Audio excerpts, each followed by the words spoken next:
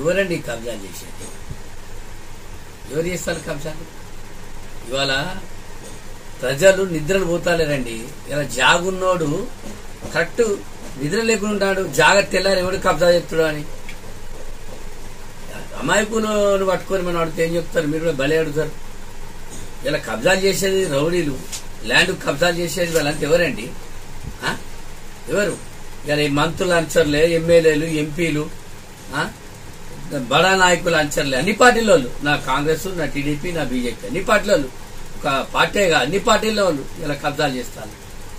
ఈ ఎక్కడి సంస్కారం అండి? ఎట్లుండేది, ఎట్లయితే అని ఏం చెప్తాను. దీని మీద వెంటనే సీఎం గారు స్పందించాలి, దీని మీద డీజీపీ గారు స్పందించాలి. దీని ఇంకోటి పొలిటికల్ ఒత్తిళ్లు పోలీసు వాళ్ళ మీద. ఎందుకని ఇంత ఒత్తిళ్లు? వీళ్ళకి సపోర్ట్ గా ఆర్డీఓలు, ఆర్ఐలు, ఎంఆర్ఓలు ఏదైనా రిపోర్ట్ తీసుకున్నప్పుడు జెన్యూన్ ఎవరిలా ఉన్నది, ఎవరి జెన్యూన్ ఉన్నది, వాళ్ళ కరెక్ట్ న్యాయం చేయండి. ప్రజలు ఆనందంగా ఉంటారు. ఒక పక్కన టెన్షన్ లైఫ్ అనుభవించే పరిస్థితిలో ఉన్న ప్రజలు.